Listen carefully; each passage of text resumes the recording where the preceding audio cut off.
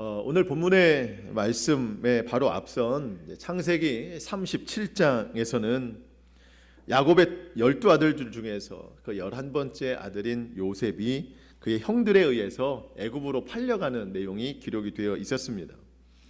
요셉의 형들이 요셉에게 그런 일을 하게 된 데는 몇 가지 좀 이유가 있었죠. 그의 아버지 야곱의 너무나도 지나친 편견이었고, 또 그의 형들이 더욱 분노하게 만들었던 요셉의 두 가지 꿈 이야기. 그 꿈은 이제 요셉의 형들이 요셉에게 절하는 내용, 형들뿐만 아니라 온 가족이 요셉에게 절하는 내용의 꿈 이야기가 있었죠. 형들은 요셉을 죽일 생각이었습니다. 하지만 첫째였던 루벤이 아무리 그래도 동생을 죽이지는 말자 해서 구덩이에 던져 넣었습니다. 루벤은 생각했죠. 나중에 자기가 요셉을 좀 건져내겠다. 그때 넷째인 유다가 이런 의견을 냅니다. 차라리 이웃 나라로 가는 상인들에게 요셉을 팔아 넘기자.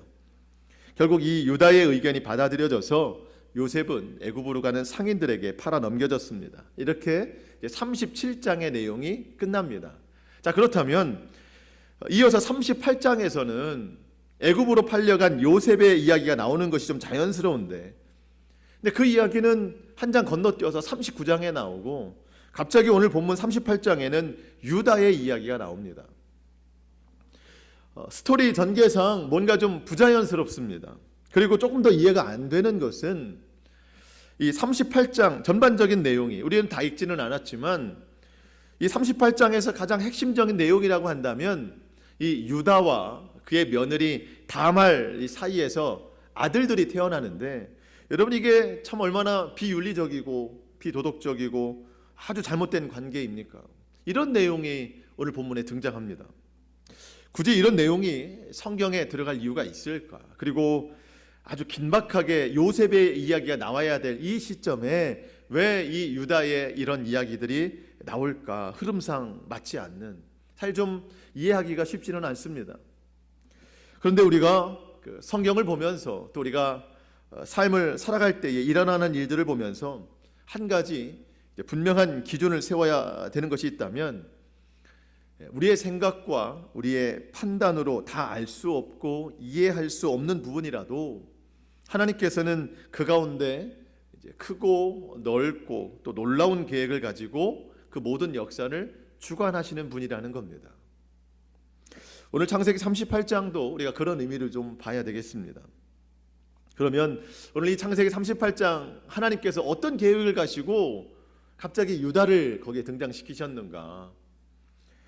첫 번째로 본다면 그것은 앞으로 이 사건을 통해서 하나님께서 이스라엘 민족이 이전까지 하나님께서 아브라함과 이삭과 야곱에게 약속하신 그 축복의 말씀, 그 축복의 말씀이 성취되기 위해서 이스라엘 민족이 어떤 훈련을 받아야 되는가를 오늘 이 사건을 통해서 짐작하게 하시는 겁니다. 또 하나님께서 이 사건을 통해서 모든 인류를 구원하시기 위해서 예수 그리스도가 이 땅에 오셨는데, 어떤 의미로 어떤 이유로 이 땅에 오셨는지를 하나님께서 우리에게 말씀하시기 위함입니다. 오늘 본문의 내용을 우리가 좀 살펴보면서 하나님께서 어떠한 계획으로 이렇게 이 일을 만드셨는지 우리가 좀 깨닫고 오늘 나에게 주시는 말씀이 무엇인가를 또 경험하고 그 말씀을 살아내는 우리 모두가 될 수 있기를 축복합니다. 먼저 오늘 본문 1절 말씀입니다. 1절 말씀 제가 읽어보겠습니다. 그 후에 유다가 자기 형제들로부터 떠나 내려가서 아둘람 사람 히라와 가까이 하니라. 그 후에라는 말로 시작이 되고 있죠. 어떤 일입니까? 유다가 또 요셉의 형들이 요셉을 애굽에 팔아 넘긴 그 후라는 거예요. 이 일을 주도한 사람이 누구예요? 유다였습니다. 물론 다른 형제들도 또 다른 의견들을 냈지만 결국 유다의 의견이 받아들여졌고 다른 형제들도 함께 동조를 했습니다. 많은 형제들 중에 이렇게 유다의 의견이 받아들여진 것은 어쩌면 말과 행동의 영향력이 유다에게 가장 있었는지 모르겠어요.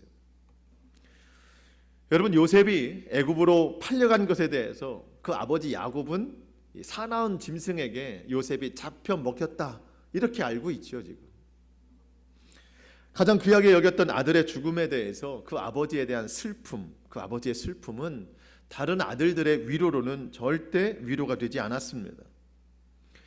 그 아버지의 그 깊은 슬픔, 이 슬픔을 보고 마음에 가장 큰 괴로움을 갖고 있었던 아들이라면 누굴까요? 아마 유다이지 않을까 생각이 들어요. 어쩌면 나 때문에 이렇게 된 것 아닌가, 나 때문에 우리 아버지가 저렇게 큰 고통 속에 빠져 있는 것 아닌가.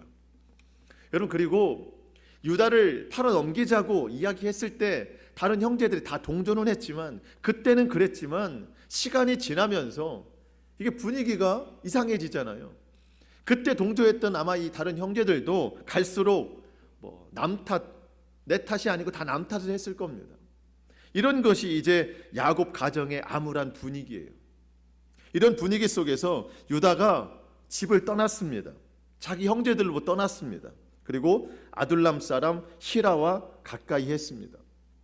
우리가 본문 1절에서 좀 주목하고 싶은 단어가 이 떠나다와 가까이 하다입니다. 유다가 형제들에게서 떠나 아둘람 사람 히라와 가까이 하더라. 여러분, 우리가 무엇이든지 그것에서 떠나면 또 다른 것을 가까이 하지 않습니까? 어쩌면 그 가까이 하고 싶은 것 때문에 현재에서 떠날 수도 있습니다. 여러분, 유다가 그런 거예요. 유다가 지금 떠났습니다. 단지 아버지의 집과 형제들을 떠났다는 의미 이상에 하나님에게서 떠났다는 의미가 있어요. 이 떠났다는 것이. 요나가 하나님께서 말씀하신 니느웨 성으로 가라 했을 때 요나는 가기가 싫었어요. 그래서 다른 곳으로 가려고 요빠라는 항구에 내려가다. 이 내려가다라는 단어가 이 히브리 원어로 오늘 떠나라는 단어랑 똑같습니다. 그러니까 하나님의 뜻을 저버리다, 그런 뜻이에요. 지금 유다가 그러한 마음으로 집을 떠났습니다. 무엇에든지 떠나면 또 다른 것을 가까이 하거든요. 여러분, 하나님을 떠나면 세상을 가까이 할 수밖에 없어요. 어쩌면 세상을 가까이 하고자 하나님을 떠난지도 모르겠습니다. 문제는 사람이 하나님을 떠나 세상을 가까이 할 때 그때부터는 하나님 뜻 따르기를 거부한다는 겁니다. 그때부터는 세상의 풍조, 세상의 이치를 따라 살아가기 마련입니다. 자, 여러분, 유다가 아버지의 집을 떠나서 결국 하나님 뜻을 떠나서 이 세상 히라와 가까이 했을 때 그 다음 어떤 일들이 벌어지나요? 2절 말씀을 보니까 이렇게 기록이 되어 있습니다. 유다가 거기서 가나안 사람 수아라 하는 자의 딸을 보고 그를 데리고 동침하니. 여러분, 유다가 가나안 여인을 아내로 맞아들입니다. 그런데 정식적으로 결혼했다는 표현도 하지 않아요. 그냥 눈에 보기에 아름다운 여자 만나서 동침한 것으로 결혼의 의미를 대신합니다. 여러분, 이 모습은 그의 아버지 야곱과 또 할아버지였던 이삭의 결혼과는 너무나도 다른 부분입니다. 여러분, 이삭이 어떻게 결혼했나요? 그의 아버지 아브라함이 그의 몸종을 시켜서 저 멀리 아주 먼 곳, 자기 친족이 있는 곳에 가서 자기 며느리 그러니까 이삭의 아내 될 사람을 거기서 찾아오지 않습니까? 자기 친족, 동족에게서 얻기 위해서. 그래서 리브가를 데려왔습니다. 여러분, 야곱도 마찬가지잖아요. 물론 야곱은 형 에서의 그 분노를 피해서 외삼촌 집에 갔지만 어쨌든 거기서 동족, 친족 중에 이제 라헬과 레아를 만나서 결혼을 한 것이죠. 여러분, 이들의 결혼 특징이 뭐예요? 동족과의 결혼입니다. 친족과의 결혼이에요. 하나님이 원하시는 거예요. 다른 이방 족속과 결혼하지 않는 겁니다. 그런데 지금 유다는 가나안 여인과 결혼을 했어요. 이방 여인과 결혼을 했습니다.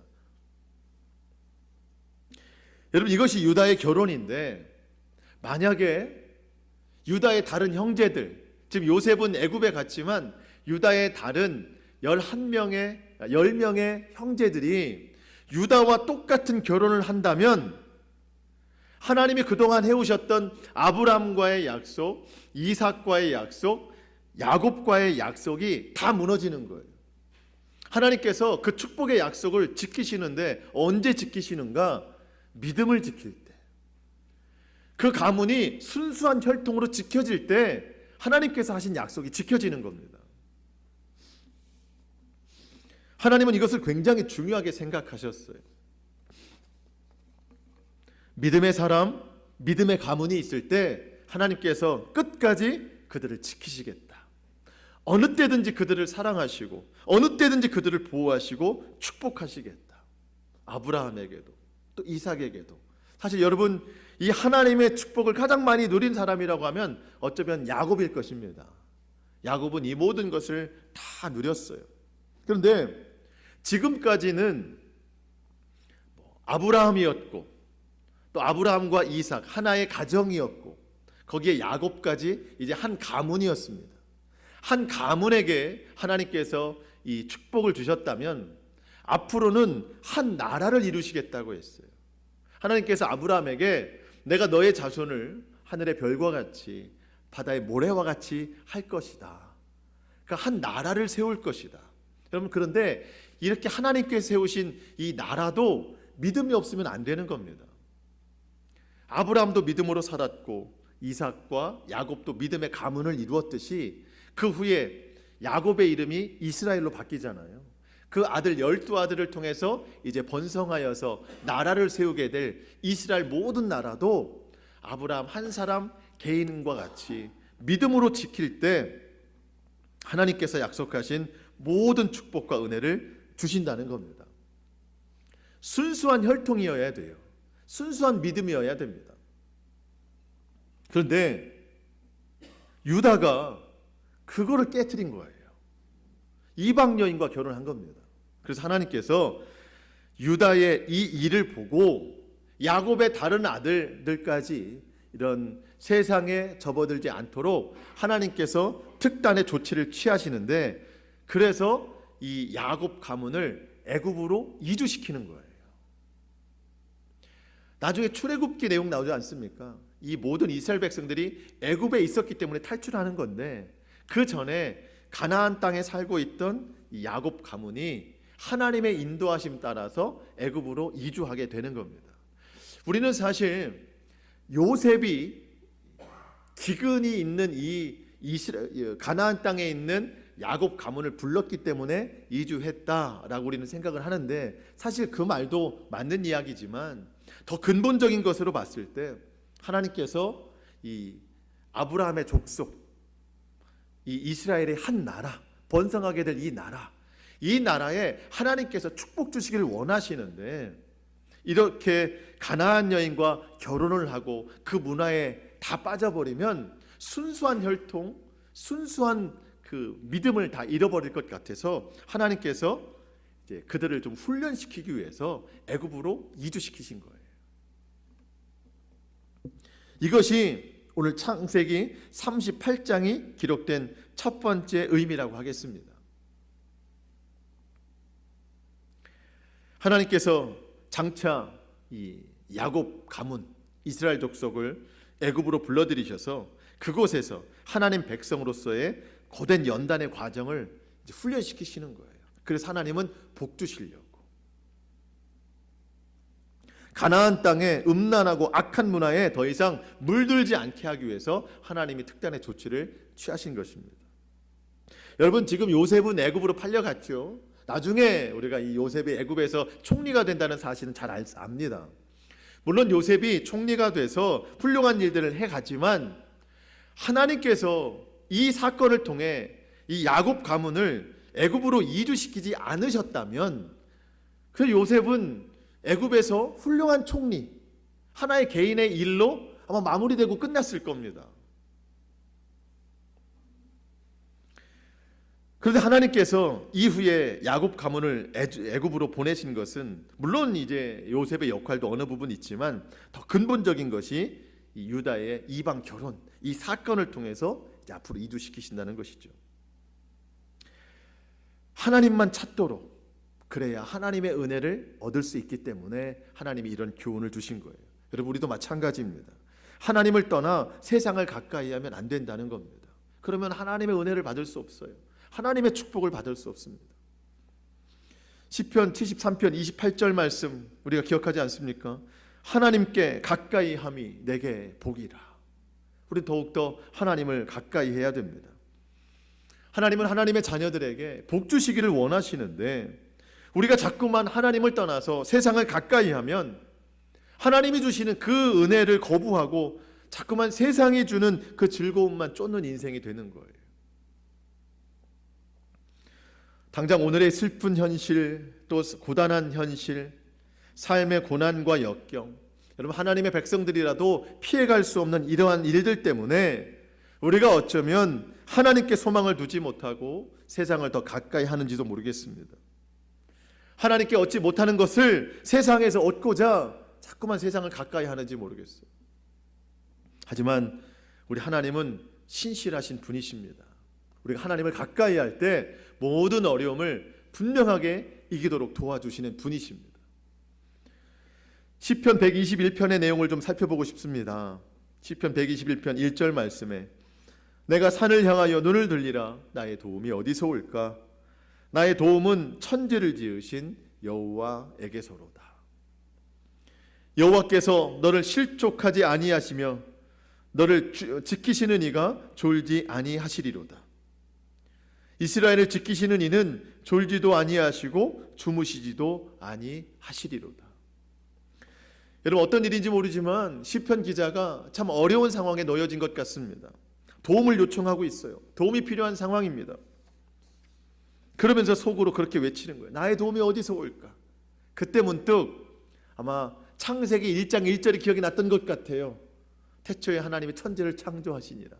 아, 나의 도움은 천지를 창조하신 하나님에게서 온다.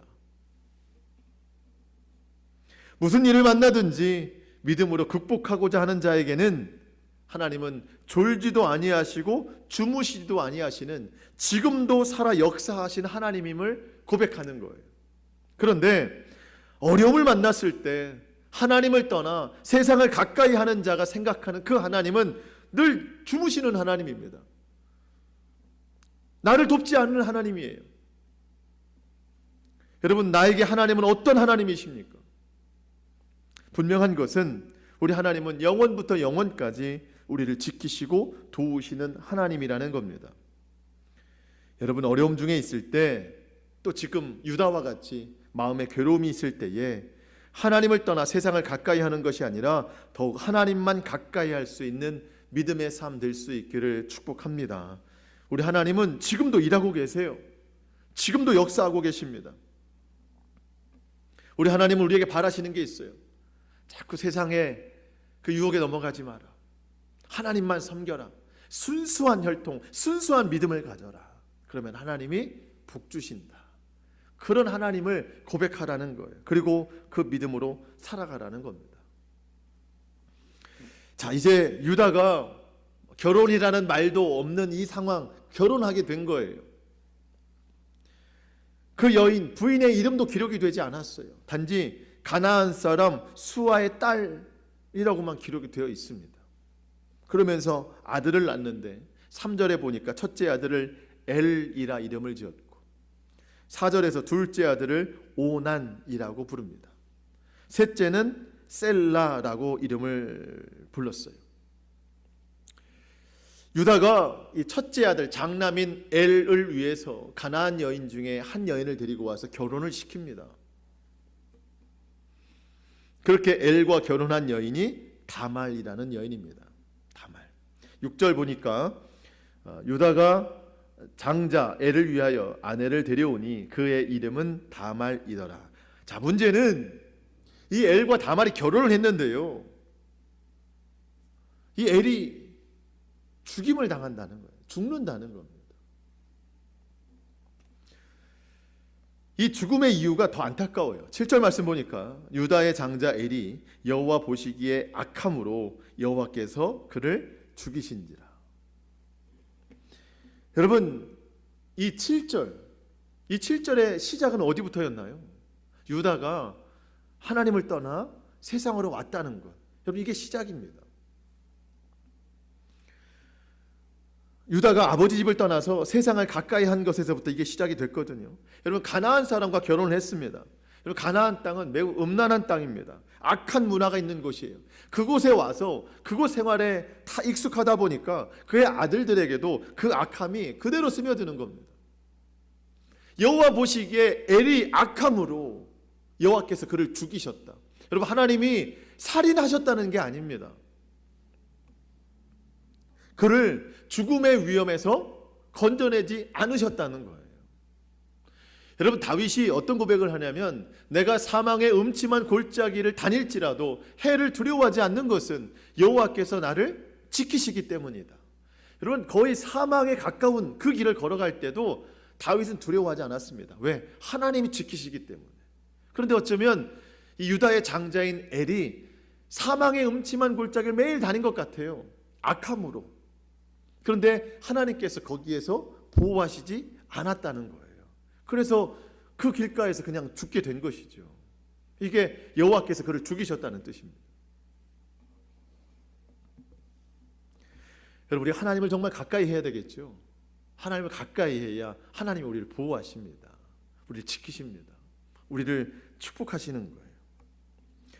당시에 장자가 죽었을 때 아들을 얻지 못한 채 죽으면 그 동생이 그 형을 대신해서 형수와 결혼을 하여 대를 잇는 계대 결혼법이라는 것이 있었습니다. 자, 그런 의미로 볼 때 이제 엘이 죽었기 때문에 동생 오난이라고 하는 이 동생이 그의 형수와 결혼을 해서 대를 이어가야 되는데, 대를 잇는다고 하는 것이 그 형의 대를 잇는 것이지 동생의 대를 잇는 것이 아닙니다. 유다가 오난에게 이것을 명령했어요. 너희 형을 위해서 네 형수와 결혼을 해라. 형의 대를 이어가줘라. 결혼을 했지만 오난은 대를 잇는 것을 거부했습니다. 대를 이어봐도 자기에게 아무 이득이 없기 때문에 대 잇는 것을 거부를 했어요. 하나님께서 이 일을 또한 악하게 여기셨습니다. 그래서 하나님께서 또한 그도 죽이셨다. 10절 말씀에 그 일이 여호와 보시기에 악함으로 여호와께서 그도 죽이시니. 하나님께서 보실 때 이 오난 둘째는 하나님 말씀에 불순종한 거예요. 자기 유익만 추구했던 사람입니다. 그것을 악하게 여기셨어요. 그래서 오난도 그의 형과 같이 죽임을 당하게 됐습니다. 이제 셋째 아들 셀라만 남았는데 아직 어리거든요. 그래서 유다는 자기 며느리에게 셋째가 있지만 너무 어리기 때문에 일단 친정에 가 있어라. 셋째가 자라난 다음에 너와 결혼을 시키겠다 하는 마음이었지만 속마음은 그게 아니었어요. 내 두 아들이 죽은 것은 아마 다말 때문인 것 같다. 내 셋째 아들까지 죽일 수 없으니 그냥 이렇게 변명하고 다말을 쫓아내는 것이 맞겠다 하는 것이 11절의 내용이죠. 여러분, 유다는 아직까지도 그가 하나님을 떠나온 것에 대한 죄의 결과를 깨닫지 못하고 있습니다. 여러분, 악한 땅에 사니까 하나님 보시기에 악한 거예요. 그 결과가 이렇게 드러난 거예요. 오히려 이유를 다른 곳에서 찾고 있습니다. 다말을 미워하고 있어요. 여러분, 이렇게 우리가 오늘 읽은 본문의 내용이 끝나고 이후 12절에 보니까 유다의 아내마저 죽었다는 내용이 나옵니다. 두 아들이 죽었고요. 아내마저 죽었습니다. 어쩌면 지금까지도 요셉의 일로 마음이 좀 괴로울 텐데 두 아들과 아내가 죽는 이 절망적인 상황까지 맞이하게 됐습니다. 자, 여러분, 여기서 우리의 마음이 자연스럽게 기대할 수 있는 것이 뭔가요? 이 다음에 유다의 행동이 좀 어땠으면 좋겠는가요? 이게 다 내 죄 때문이야. 아버지 집을 떠나와서 그런 거야. 이 가나안 땅에 와서 세상에 너무 악한 것에 내가 물들었기 때문에 이런 일이 있었던 거야 하면서 다시 하나님께로 돌아가는 그런 결과를 좀 우리가 기대하는데, 오히려 유다는 이 깊은 괴로움과 이 절망을 떨쳐내고자 오히려 더 세상 쾌락에 빠집니다. 12절 말씀을 한번 볼까요? 우리가 읽지는 않았지만 성경책 보시면서 12절을 보시면 얼마 후에 유다의 아내 수아의 딸이 죽은지라 유다가 위로를 받은 후에 그의 친구 아둘람 사람 히라와 함께 딥나로 올라가서 자기의 양털 깎는 자에게 이르렀더니, 여러분 이 당시에 양털을 깎았다는 것은 동네의 축제입니다. 그래서 사람들을 다 불러 모아서 먹고 마시는 축제를 즐기는 날이었어요. 유다도 거기에 초청이 된 겁니다. 여러분, 괴로움과 절망의 일들이 찾아올 때 여러분 그것을 이기기 위해서는 우리가 하나님을 찾아야 되는 거예요. 하나님만이 오늘의 힘되고 내일의 소망이 되십니다. 당장 오늘의 힘겨움을 잊어버리겠다고 세상의 즐거움을 쫓아 나가면 그날은 이 세상 즐거움 때문에 잠깐의 위로는 받을 수 있으나 다음 날 되면 그 괴로움과 절망은 여전히 남아 있습니다. 그러면 세상 쾌락은 더 다른 것을 요구하게 되는 것이죠. 여러분, 괴로움이 있을 때, 절망이 있을 때 우리는 즉각적으로 하나님을 찾아가야 됩니다. 하나님을 불러야 돼요. 하나님을 만나야 돼요. 그 하나님께서 그 모든 일들을 능히 이기시는 분이시라는 거예요. 우리에게 해결의 능력은 오직 전능하신 하나님뿐이신 것을 믿습니다. 유다가 이렇게 양털 깎는 자의 그 잔치에 참여해서 먹고 마실 때에, 술에 취해 있을 때에 그의 며느리 다말이 이 소식을 들어요. 당신의 시아버지가 지금 거기에서 축제를 즐기고 있다. 다말은 그동안 입고 있던 이 과부의 옷을 벗어버리고 남을 유혹할 수 있는 옷으로 갈아입고 유다에게 나아갑니다. 얼굴을 가립니다. 여러분, 다말이 이렇게 하는 이유가 있어요. 14절에서 정확한 이유를 밝히거든요. 14절 말씀 제가 읽어보겠습니다.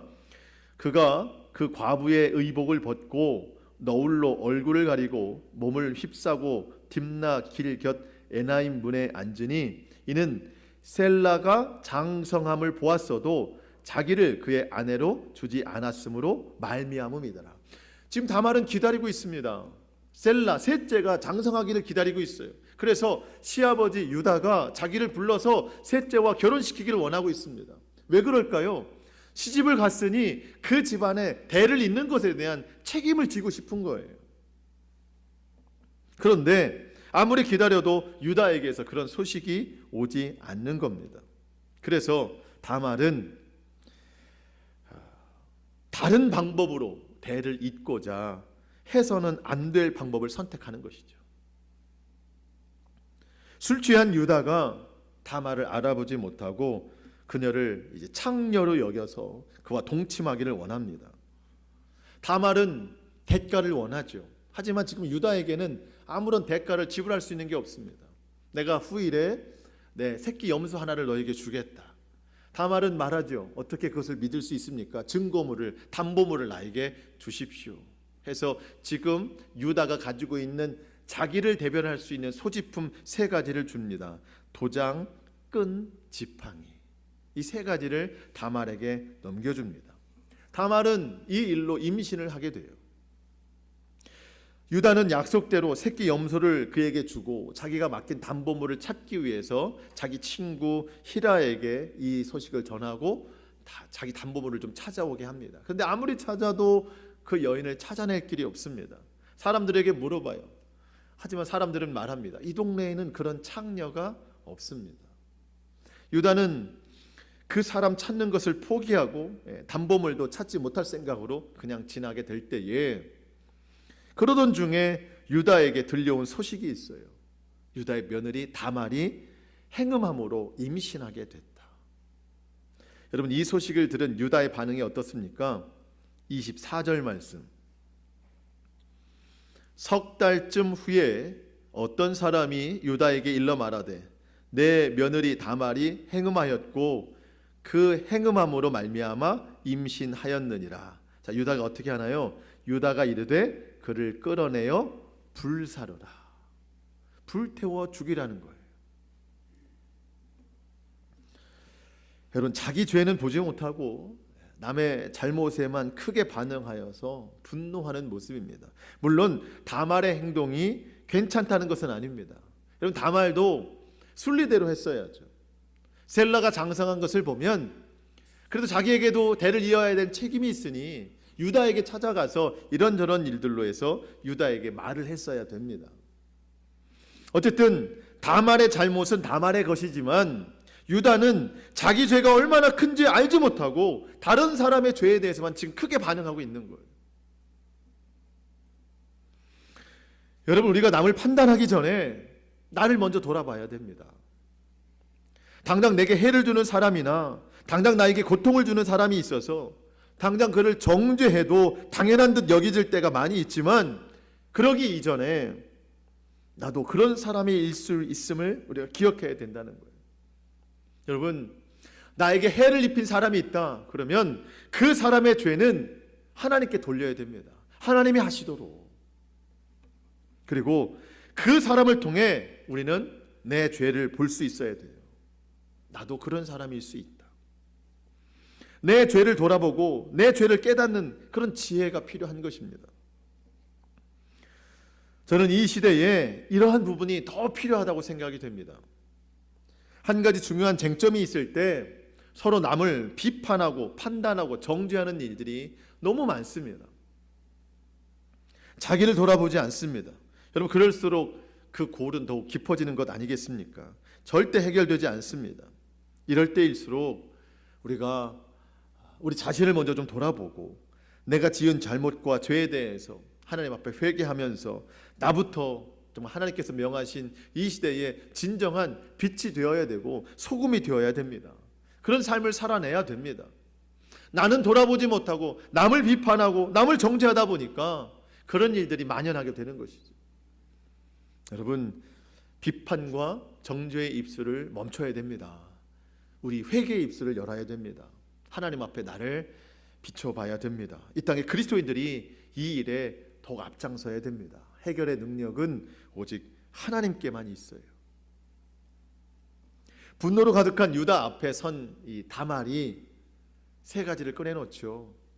끈과 도장과 지팡이. 이것이 누구의 것입니까? 유다가 그때 깨닫습니다. 뭘 깨닫느냐? 다말의 일, 그 일만 깨닫는 것이 아니라 지금까지 살아온 하나님 앞에 모든 죄를 깨닫습니다.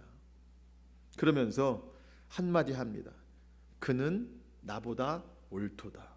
아주 진실한 회개의 음성을 그때 토해내는 거예요. 26절 말씀입니다. 유다가 그것들을 알아보고 이르되 그는 나보다 옳도다. 내가 그를 내 아들 살라에게 주지 아니하였음이로다 하고 다시는 그를 가까이 하지 아니하였더라. 여러분, 유다는 이 일로 하나님 앞에 크게 회개합니다. 잘못된 것을 하나님 앞에 아뢰는 거예요. 이제야 비로소 그가 그동안 잘못된 행동들에 대해서 하나님 앞에 깨닫는 겁니다.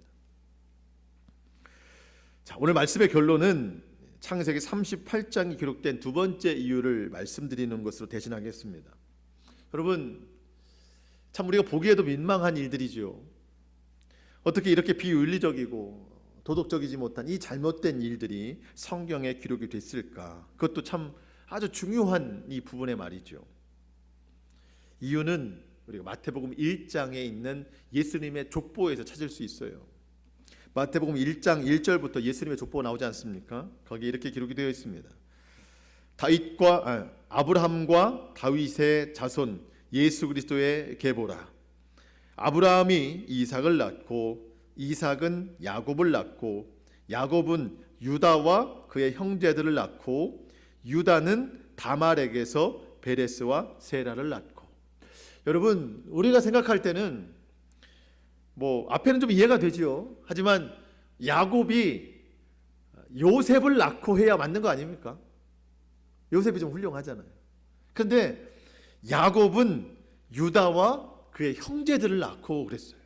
그러면서 유다는 다말에게서, 오늘 본문의 다말에게서 베레스와 세라를 낳고. 여러분, 이렇게 예수님의 족보가 흘러가는 겁니다. 여러분, 예수님은 거룩하신 분이십니다. 흠이 없고 죄가 없으신 분이신데 어떻게 이 거룩한 계보를 이어갈 그 예수님이 이런 추악한 계보 속에서 태어나실까요? 예수님의 족보가 우리에게 의미하는 것은 뭘까요? 여러분, 예수님은 거룩한 분이시지만 이 모든 추악함과 음란함과 더러움, 이 악함을 뚫고 우리 가운데 찾아오셨다는 거예요. 결국 창세기 38장은 우리 자신의 삶을 상징적으로 보여주는 거예요. 우리의 삶이 이렇다는 거예요. 하나님을 떠나서 세상 악함과 타협하고 그것의 즐거움에 빠져서 하나님을 찾지 못하던 그런 내 모습이라는 겁니다. 이런 삶에 예수님이 찾아오셨습니다. 이 모든 더럽고 추악한 삶, 그런 삶 중에 있는 우리를 깨끗게 하실 분은 오직 예수 그리스도 한 분뿐이시라는 거예요. 십자가 보혈로서 이 모든 죄에서 우리를 건져주시고 구원에 이를 수 없었던 흉악한 죄인을 용서하셔서 하나님 나라 백성 삼으신 주의 은혜에 늘 감사하면서 살아가야 된다는 겁니다. 그래서 성경은 이 유다와 이 다말 사건을 아주 굉장히 중요한 이 부분에 넣는 거예요. 요셉보다 더 중요하다는 거예요. 우리를 위해서 필요한 부분이라는 겁니다. 여러분, 이와 같은 삶을 살았던 우리의 모든 삶을 하나님 앞에 회개하고 우리의 모든 죄를 용서하시고 구원하신 예수님께 늘 감사하는 삶을 살기를 축복합니다. 이제 그러면서 우리가 결단하기는 더 이상 이러한 삶을 쫓지 않고 이제 더욱 하나님만 사랑하고 하나님 뜻 따라가기를 결단하면서 여러분, 무슨 일을 만나든지 늘 말씀과 기도로 하나님을 가까이 하는 저와 여러분의 삶이 될 수 있기를 축복합니다. 얼마나 어려운 때입니까? 여러분, 자꾸만 세상에 눈을 돌리고 이 세상 때로는 비판의 시각으로 바라보면서 우리 마음에 선할 것이 아무것도 없는 그런 것이 요구되는 또 시대 아닙니까? 마음을 자꾸 놓쳐버려요. 믿음을 놓쳐버리는 이 시대입니다. 이럴 때일수록 우리가 더 하나님을 가까이 하고 더 하나님의 말씀과 기도로서 우리의 믿음을 주님 앞에 올려드리는 삶을 살아야 되겠습니다. 사랑하는 성도 여러분, 예수 그리스도가 우리 삶의 전부입니다. 주님께서 모든 것을 이루실 것입니다. 오늘 우리에게 필요한 것이 바로 이 믿음입니다. 이 시대의 어려움과 악함을 보면서 우리는 더욱 주님께만 집중해서 오직 믿음으로 이 모든 어려움들을 이겨나가는 정말 이 시대에 하나님께서 찾으시는 한 사람 예배자, 진정한 빛과 소금의 그리스도인 될 수 있기를 주님의 이름으로 축복합니다. 우리 함께 기도하시겠습니다.